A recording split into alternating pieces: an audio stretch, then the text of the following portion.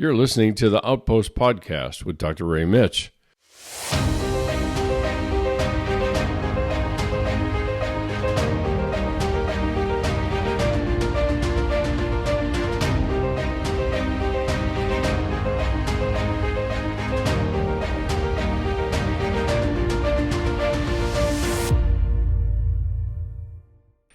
Well, greetings and welcome everybody to another edition of the oh my goodness, I was so close to saying psych monologues, to the Outpost podcast. Yeah, I'm still getting used to our new name, and as you can tell, even though I made the switch, and you would think that I could make the switch, but I haven't. So let's try that again. Welcome to the Outpost podcast. I almost did it again. That's crazy.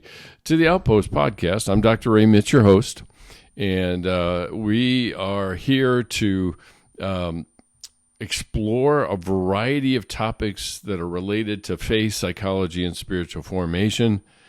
And on the website at sgi-net.org, we want to create a space where the doubters and the wounded and the confused and beat up and beat down and bent and bruised who feel like their lives are a disappointment to God will find a place where they will be able to interact with people that say, yep, me too, I've been in that place, or I am still in that place, and let's talk. Let's do the journey together. And that's really what we're trying to create online, at least initially, and then in person eventually. And that's our goal. So that's about us and what this podcast was originally created.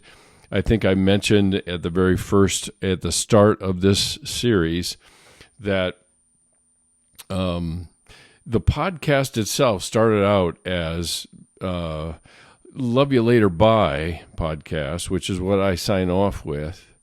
And then it morphed into the psych monologues, but it all started with this very topic. And the topic is grief and loss. Now, some of the reason for that was that it happened at the dreaded 2020, spring of 2020, when we all were sent home and locked out and locked down. And the seniors that were doing my my grief and loss class, I thought, how can I reach out to them, even though I don't share space with them in my teaching? And so I thought, well, I'll do a podcast, and I'll do one again, because actually many years ago I did a podcast when it wasn't so cool to do one. And it was called From Morning to Morning. It was on iTunes, and, probably all of my family listened to it, and not very many other people did. But it was actually me reading from and reacting to or commenting on my first book on grief, called Grieving the Loss of Someone You Love.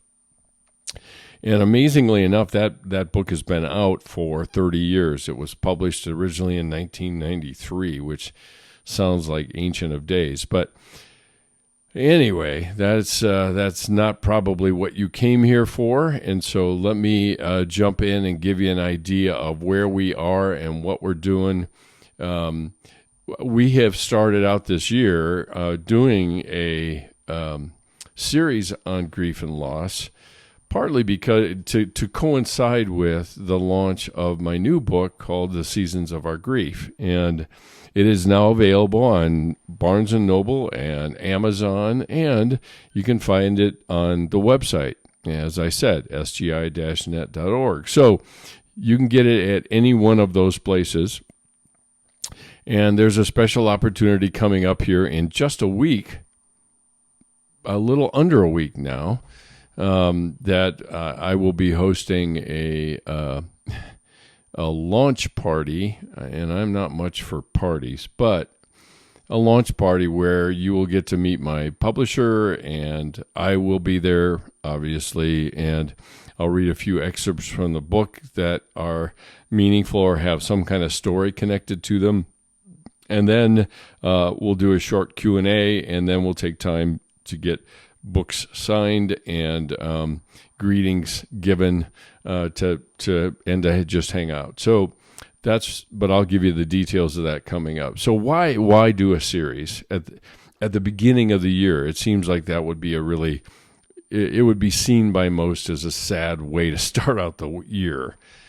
But I think that's a skewed view of how we view loss and how we view grief. And I am the last one on earth that will glorify that or add some Christian veneer to it to make it sound better. I just won't, because I don't think it conveys the depth of feeling that people have when they go through it. So I thought what I would do is give you a flyover of the seasons of our grief, my book, and share with you some 3 different things that I want to kind of share with you.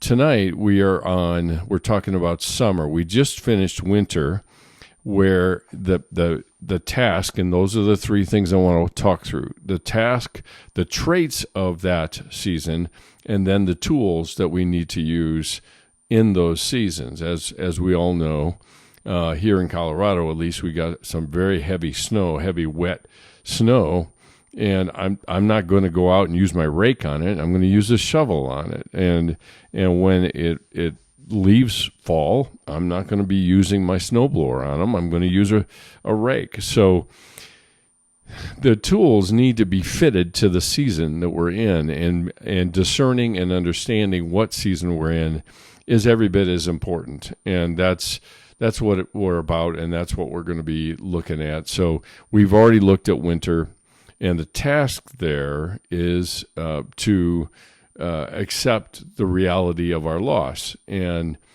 that's easier said than done. We looked at the various ways that we can sabotage that. We looked at the fact that denial comes in a lot of different forms. It's not just this can't be happening kind of denial. It can be that the meaning of the loss that we've had, or the significance of it, or the significance of the person. So it can come in a lot of different forms. And I also, at the time when we were talking about it, I pointed out the fact that not all denial is bad. It actually allows us some space to catch up with the reality of what has happened and what we are experiencing. So we need time. We can't absorb the full totality of what actually happened to us in that loss. And so denial gives us some breathing room. It allows us to kind of recalibrate and regather our resources to address the very profound sense of loss and absence, and the various aspects of the person being gone in our lives. Now, remember that, and I do this throughout my classes as well, is just say, let's not be too myopic about thinking about grief and loss only in the context of death. There are a lot of other things that fit into this paradigm, if you will, of seasons and loss and grief. It can be the loss of a dream. It can be a loss of what could have been, which is kind of a dream. It could be a lost relationship. It can be any number of things. So don't be too myopic with it. Now, I'm talking mostly in the context of death and loss. But at the same time, there are lots of ways that this can be applied. And there are a lot of things that we go through that we don't have to pathologize. We can just simply say, I'm grieving, and that carries with it all of the things that we've been talking about. So we looked at that, and then in spring, the emotions awaken, and we start to feel, and we have to work through the pain and what we feel around the loss that we have. And now we're in summer, and summer is an interesting shoulder kind of season, I think, in grief. And that's what I want to take a look at. Now, what I mentioned last week, I want to reiterate for you, because we talked a little bit about the force multiplier idea. It increases the effect of the loss in our lives and the impact and even how we go about grieving. And that force multiplier was the shame. And shame usually comes in some form of a narrative that has the word should in it. And I often will say that should is the evil cousin of shame.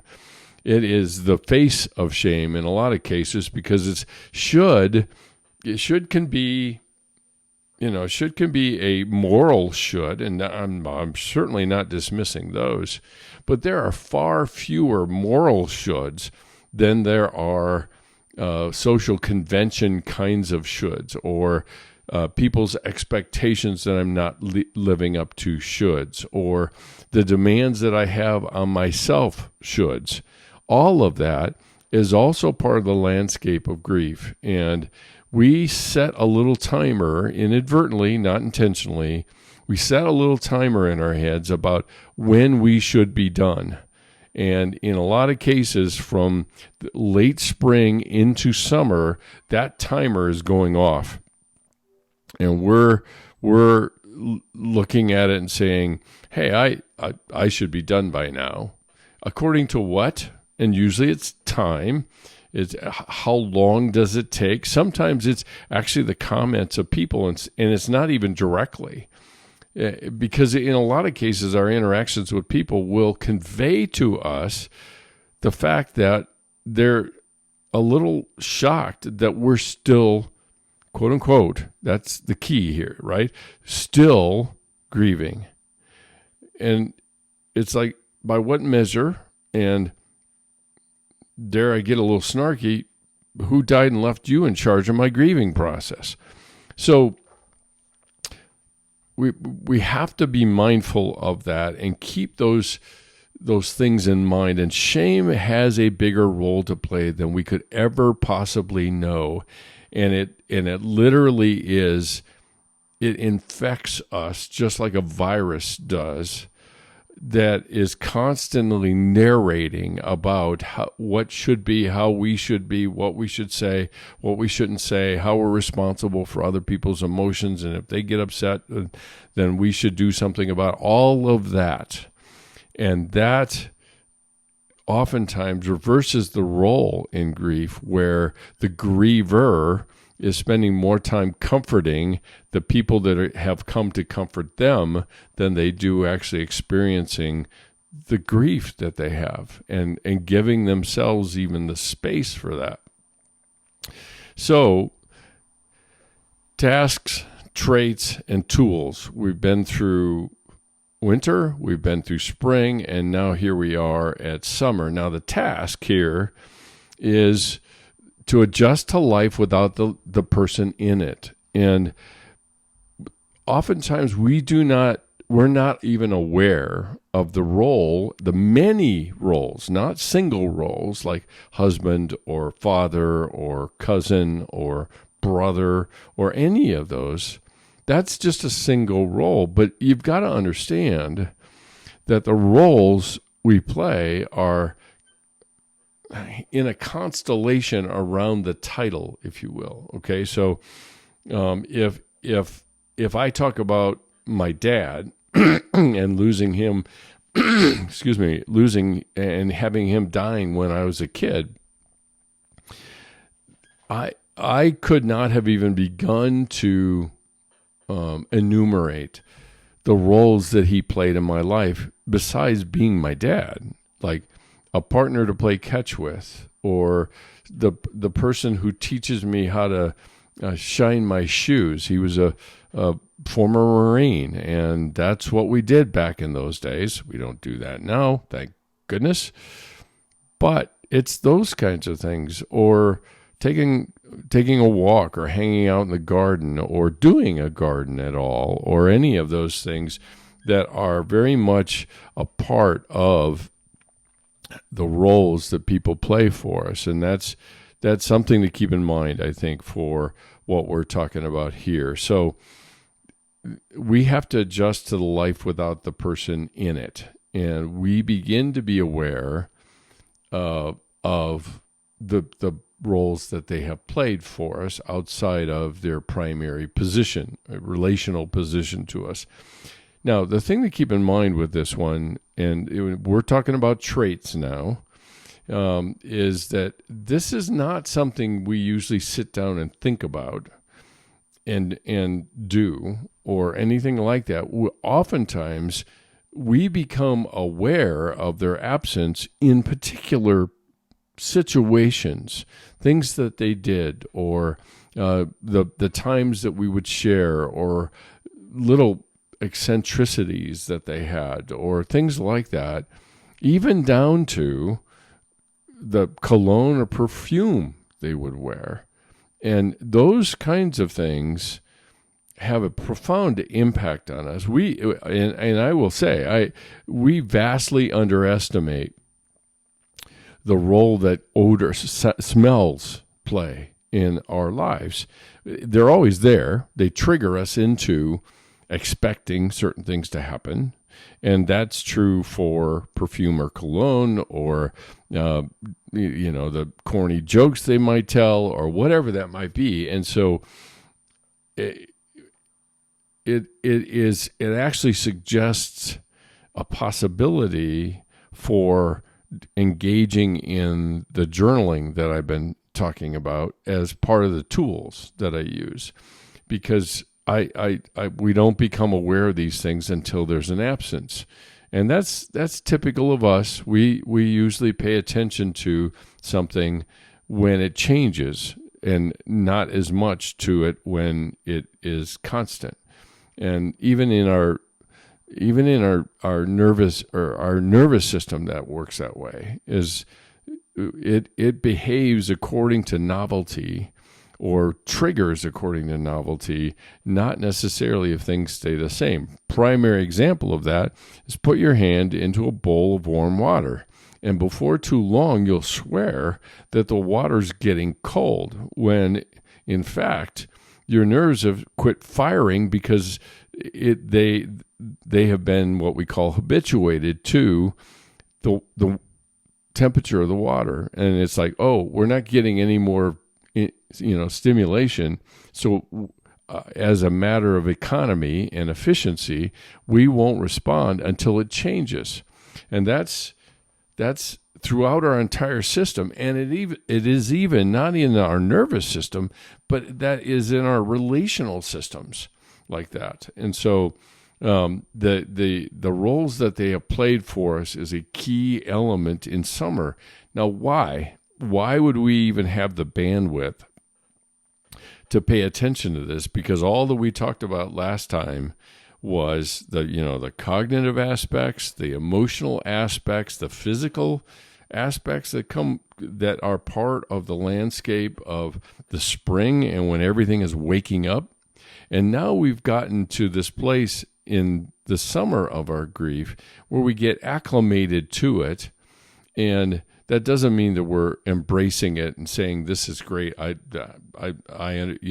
everything's okay now. No, it's not that. But the reality is in summer, and think about this, even in everyday life, right? Summer's a time of breaks, of vacations, of kind of doing different things than we typically do in order to kind of restore ourselves and recover from the hard grind of a school year, in my case, or other work. In a lot of the work that I've done in the past, there was no break. There was no summer break. I am more than willing to admit that I am spoiled by being able to have 12 weeks off in the summer.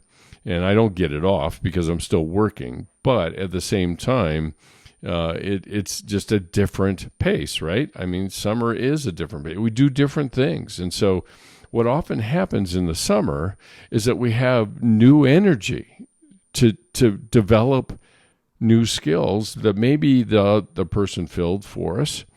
And oftentimes it is a season of relief. And mistakenly, we begin to think that, well, now I can move on with life. And because I'm feeling better, I've got a little bit more energy. It's not as full because of the absence is still felt, but I'm better. And because I'm better, then now I can quote unquote move on. Well, life is moving anyway, so it's not a matter of moving on. And two, the only warning I would give is we're not done yet. We're not done yet. It is a time of recalibration that we have to continue to engage in. And when I say that, I don't mean always and all the time. It's at various points in time that we're reminded of things.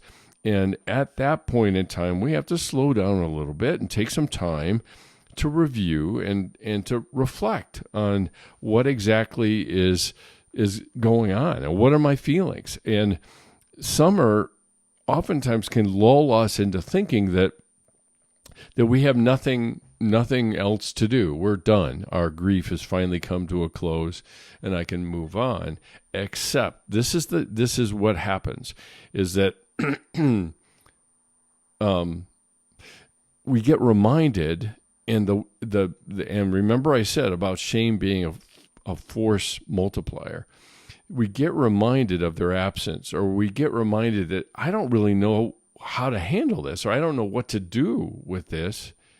And then it's like, oh, geez, here I go again. I'm back to where I started. Not true, but it sure feels like I'm back to where I started. And to some degree, summer can lull us into thinking that. And then when we get poked at, or somebody touches that tender spot on our heart from where that person used to reside, and then we go about doing what I'd call catastrophizing it.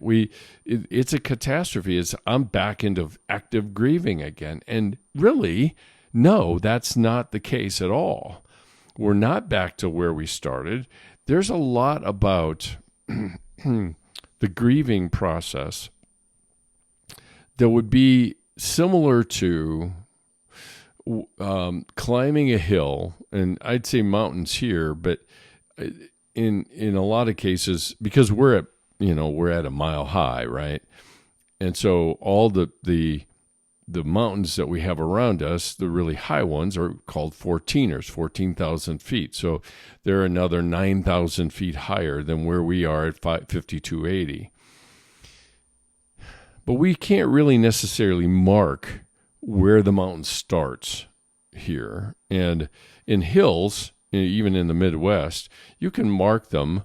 You'd have to have a drone overhead to see where they start and where they peak and all that kind of jazz. But I very much compare the journey of grief like climbing a mountain, except circumnavigating it and going up a little higher each time, and the circular kind of climb up. And each circle around, I'll probably hit the same bump in the road that might exist going up the mountain, but I'm going around it and I'm hitting it again. And then I'm saying, oh, I'm back to square one. I've got to start all over again. And while it feels that way, oftentimes if we just reflect long enough to look back on what the journey has been like, we'll see that we've come a lot farther than we think. That doesn't make all the feelings go away, because that's not the point. Although we think it is the point, we think feelings are the problem, and the issue is that the feelings are simply the indicator of the love that we've had for the person in our lives, or the sense of absence that we feel. And so we still have to do intentional things to engage some of these things in our grief. Oftentimes I think we might look at it as, well, this is raining on my parade. I'm finally getting a little space. I'm finally being able to feel like I've got a little energy to do some things. And then this intrudes, and I feel like I'm starting all over again, and I need to do something different. And it's like, no, don't do anything different. Just take some time to reflect. That's all. Nothing else is really needed, but we have to do it intentionally. We're not going to naturally do it. We are geared toward avoiding pain. No fault in that at all. At the same time, if we're going to engage this process of our grief, we have to lean into that kind of pain, not the pain of damage, but the pain of growth that invites us to look at it and take some time to reflect and remind ourselves of the things that we've learned and those kinds of things. So summer presents an unusual challenge in the sense that we feel like we've got more energy and we feel like we're kind of coming out of the woods, if you will. But we're going to be reminded that there's still tenderness on the wound, the wound of our grief. And there are going to be places that we will howl because it hurts so bad. But we've done everything we can to avoid having it touched, right? So we do a variety of things to make sure that nobody can really touch it, in terms of our posture, our relationship, or the things that we talk about or anything like that. So we still need to do intentional things as well as enjoying the time of reprieve, the time to enjoy different activities than we did before, or we would have said no to before, and now we're doing them, and that's good. That's great. Summer can be very refreshing in our grief, and it actually energizes us to try some new things. And so the thing to keep in mind or to remember here is that the season of summer is a result of the hard work we've done during winter and spring. Now, if I don't do that, then oftentimes I'll go into a summer of my grief, which means I still will go through the seasons. I just won't engage them. And so then I'll get to the summer and I'll think, oh, great, I'm done. I finally coming out of the woods. Everything's cool. We're back on the road again, right? But the problem is that if we don't do the work in the winter and the spring, then when summer comes, we're going to be feeling like we're constantly being sabotaged during summer by getting ambushed by emotions that we thought were done because now we're in summer and we're feeling better. And so just like the physical seasons, there are things to be done during the summer of our grief. And, my loving wife is a marvelous gardener. There's a lot to be done. But the enjoyment of the summer, of harvest or seeing things grow, all that is all from the work that's done during the spring. And the spring of breaking up the soil and planting the seeds and watering and keeping the dogs out of it and keeping 2-year-olds out of it and all of that stuff, all that work has to go into it in order to get to the summer where the plants are more mature and they're more sturdy and they tolerate a lot more manhandling sometimes. And so all of this continues during the summer, just at a different pace. Maybe there are some areas that there isn't as much to really pay much attention to right now. But the thing to keep in mind is we will be ambushed. We will be ambushed. Just a week or so ago, I decided that I would go back and listen, not read, but listen to The Shack, the book. And that book was one that I was reading during a really, really difficult time of life in our family. And there was a lot of pain, and there was a lot of tragedy, and all of that was what felt like at the time, it felt like it was just caving in on me. And as I listened to the book, I'm in a completely different place. My kids are in a different place. And yet the tears still came at what was being portrayed in the book. because I resonated with that. And that's oftentimes, even when our wounds have healed, they still draw us to the feelings that are similar to what we once had. And summer is going to be one of those times where there's going to be significant healing, but we're still going to get reminded that there are places that are tender, metaphorically, that are tender on our heart from the loss that we've experienced. So the other thing to keep in mind is that there's no way to know the amount of time this will take. In the physical seasons, we usually tell what season it is either by the month or the days that we're in, or the solstice. The winter solstice is same amount of daylight as nighttime, and then it changes, and the sun stays up longer and longer in the spring. And so we tell the seasons through markers in our world, whether that's the months or whether that's through the school years, and when they start and end, and all of that. So we have markers. The thing that's different about our grief is that all we can do is engage it as best we know how with some of the suggestions and ideas that people like me offer. But it will run its course. I just have to keep doing the work that needs to be done during that. And the summer is one of those things. So the journey of our grief is never going to be clean. It's not. And I underscore that in the book when I introduce in my introduction, it actually reads, "Grief is messy." I've got a copy right here. And in this copy, the very first part of it in the introduction, and I'll just read it to you. "Grief and grieving is messy. As a matter of fact, if it is anything but messy, one must wonder what is going on with the person grieving. It's going to be messy. And the messiness of it is not going to indicate the health or dysfunction of it. Now, if it isn't messy, then from somebody in my position, in walking with somebody, the questions that I may or may not ask is, what isn't being addressed? What isn't being talked about? What isn't being looked at?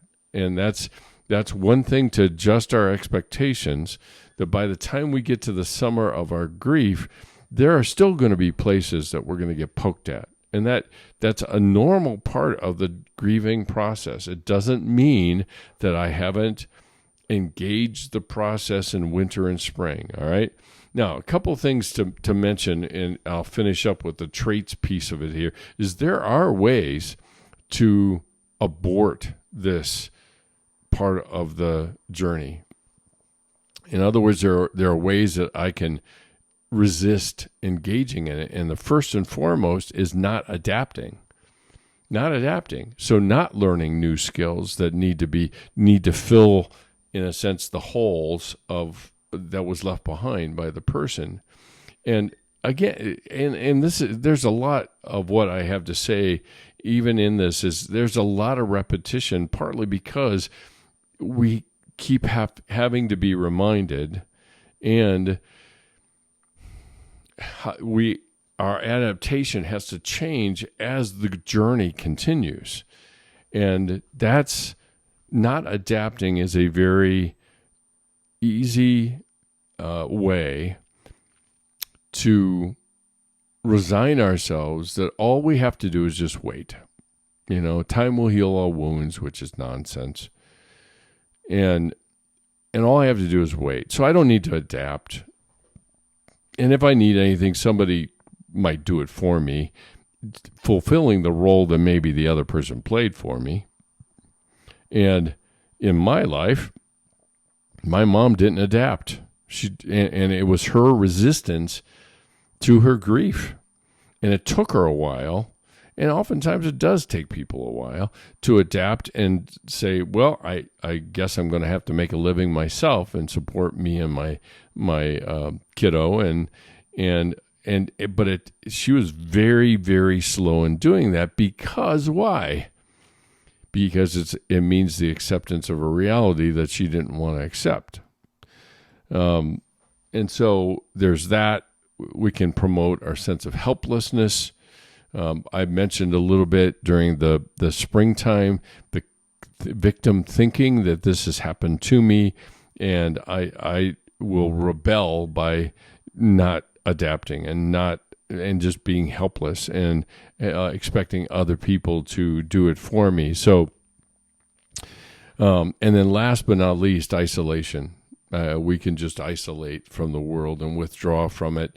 And again, it really is kind of hanging on and resigning ourselves. And actually, there is a story in the book that one of the main characters interacts with somebody, and that is her approach to it, is not to withdraw, but to just wait, just to resign herself to how it feels and the way it's going, and then threw herself into the job that she had and the things she had to do, and that was the way. But what ended up, the net effect was she was not adapting to the actual changes that had occurred, and there's a cost. There's always going to be a cost to that. So task is to adjust to the world, and without the person in it and without the loved one in it.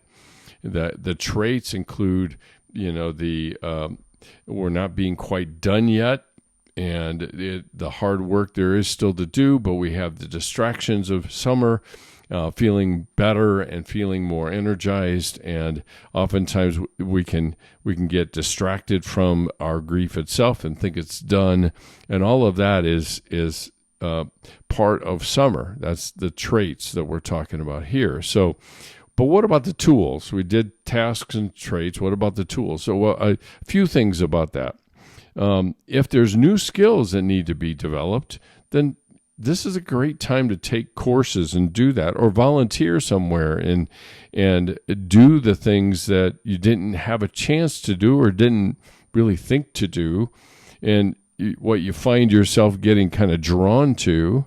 And again, the main character, one of my main characters, actually does do this. It's not really a course, but is taking on a role that she didn't really foresee herself doing, and it provided some opportunities to check to see where she was on her journey of grief and what she needed to pay attention to, and what else she needed to process and think through.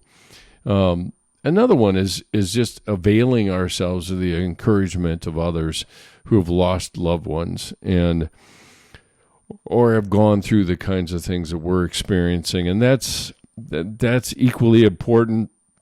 We can have that in groups, in support groups. We can have that in small groups from church or things like that allow us to share about what we're going through and how it's feeling, and people that understand that journey. Not everybody understands it. And there are a lot of people who think they know it, but don't understand it. And there are people who understand it and know plenty. So they're both. And those kind of people are great people to have in our lives to talk to. Another one is to kind of reshape our home, particularly if it's a person that we're talking about. Or the other thing I added here was just reshaping our internal environment, our heart environment, if you will. And this requires us to take some time to do what I call walking the landscape of our hearts and see where there's still tender places, and not to condemn them, but to see how they're coming along and where we are. And it might require some journaling or writing a letter to the person that we've lost to explain the changes that we're experiencing. And we all know that if it's somebody who's died, they're not going to hear anything. But to some degree, why am I writing a letter? And in a lot of ways, I'm writing a letter to myself.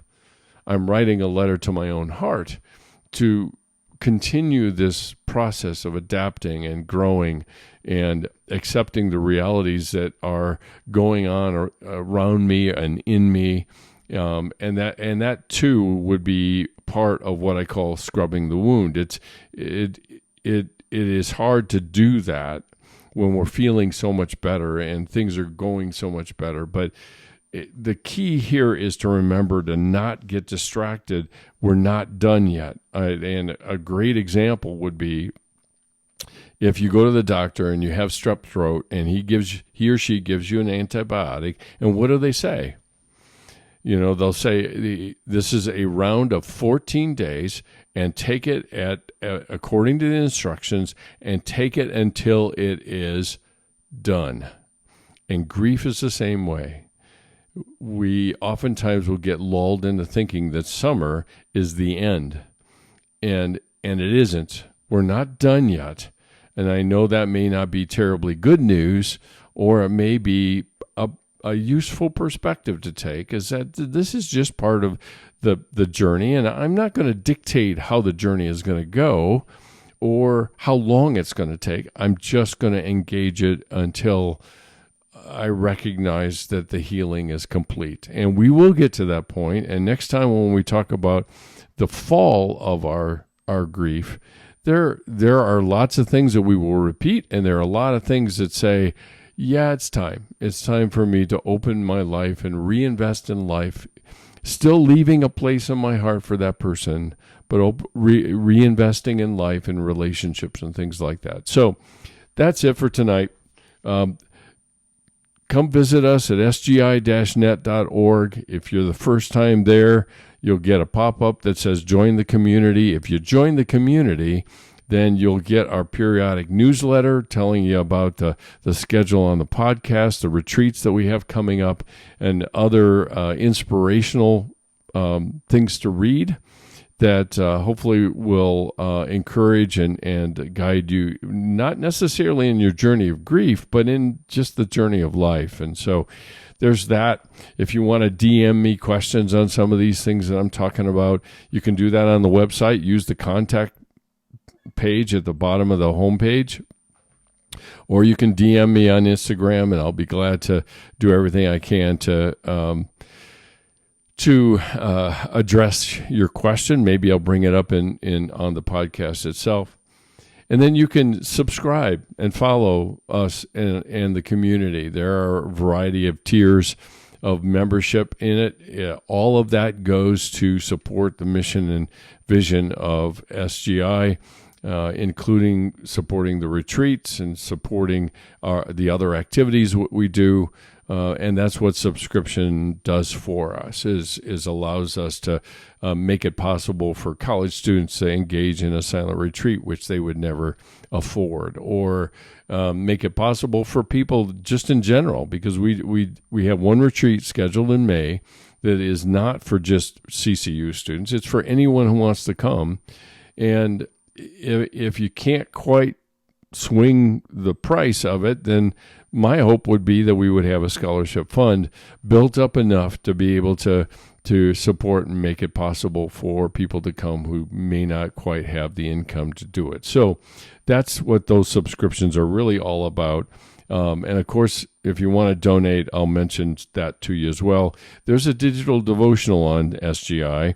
It's called Setting New Boundaries, and you can get a devotional every week to help you think through about boundaries and healthy relationships and all that good stuff. So you can find us on social media at SGI_international for Instagram, Ray.Mitch at Facebook, and LinkedIn, Dr. Mitch. Of course, you can subscribe to the podcast on any place that you listen to your podcasts, whether that's Spotify or iTunes or Amazon Music or wherever you get them. You can subscribe, and that we would be grateful if you did, because it would just simply raise our profile and get the word out more of what we're talking about here. And what I am talking about here, I certainly have some hopes to have some visitors and to visit and talk about a variety of issues that I think is relevant not only to the Z generation, but to all of us. And so what's coming up is 6 days from today, on February 10th at 1:30, we are going to have a book launch party. And so you can reserve a spot on our Eventbrite page, and it's called seasonsofgrief.eventbrite.com. That's where you go to reserve a spot, and you can also reserve your very own signed copy of Seasons of Our Grief. I'll be there. You'll get, like I said at the beginning, you'll get to meet our publisher. And I'll spend some time reading a few excerpts from the book just to get people thinking, and then do a short Q&A and leaving some time to sign books and visit and hang out and get to hear from you. So that's the official date, 2/10 at 1:30. We will be meeting at CCU on the campus at Leprino Hall.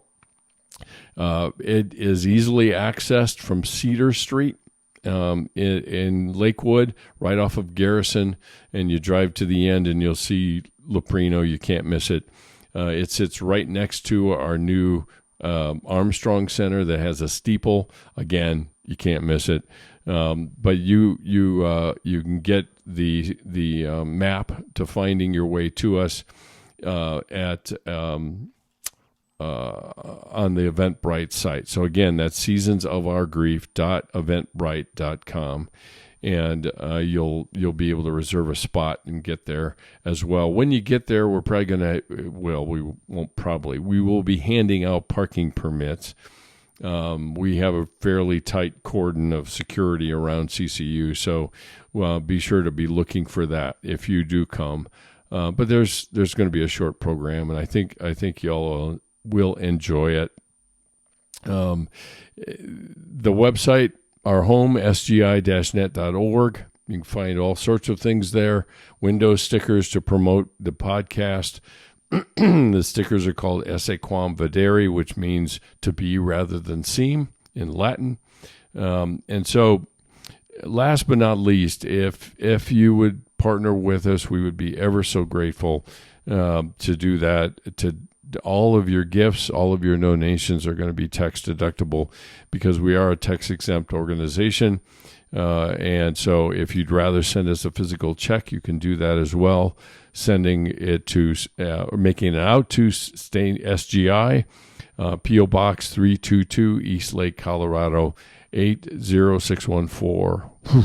I think that's everything. I think I covered everything.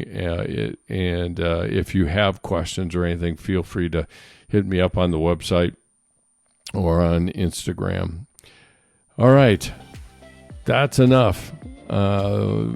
Thanks so much for joining me. I am honored and privileged that you take time out to listen. I hope that it's been encouraging to you. So, as always, I'll be here next week, and love you. Later. Bye.